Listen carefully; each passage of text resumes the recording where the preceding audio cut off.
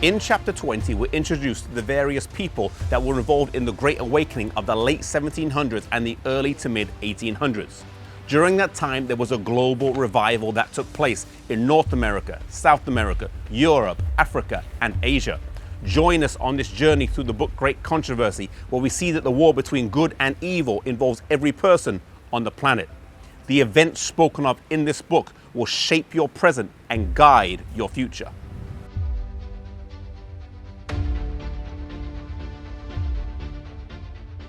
After 1798, when the book of Daniel began to be fully understood, the Advent movement appeared simultaneously in different countries at the same time.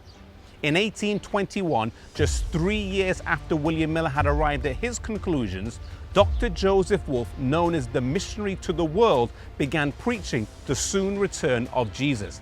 He was a quite remarkable man.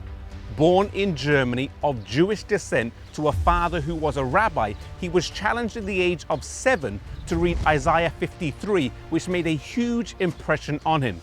Leaving home at just the age of 11, he would later go on to spend some time here in Rome, though he never converted to Catholicism.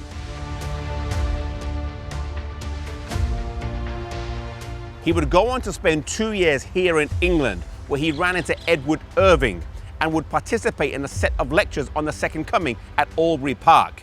After leaving England, he would go to Egypt, Abyssinia, Syria, Palestine, Persia, and India, to name but a few. He traveled to places that others would not dream of going, but he trusted in God's word and God's protection. He would also go to the remote island of St. Helena and the United States of America, where he spoke in Congress Hall after the President John Quincy Adams had sanctioned it.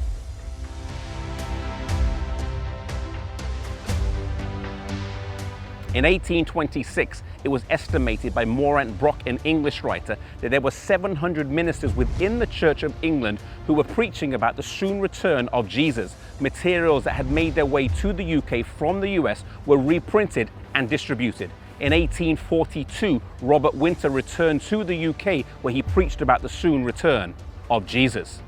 In South America, a Jesuit priest by the name of Manuel de la Cunza published his views on the Second Coming, and he wrote under a pseudonym of Rabbi Ben Ezra, and whilst he wrote in the 1700s, his books were not translated into the English until 1824.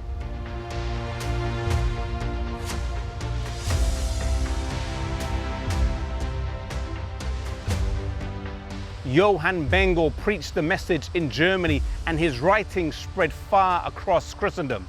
In France and Switzerland, Gaussen preached in places where a few centuries before Farel and Calvin had worked.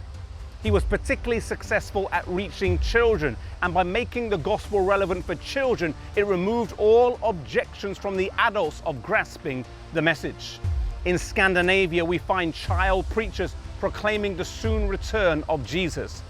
This revival wasn't just limited to North America, but it was a global awakening as people saw the relevance of God's word for their time, a relevance that is still there today. May we have the same passion for sharing God's word, a willingness to sacrifice all for the mission, and a desire to see Jesus come soon.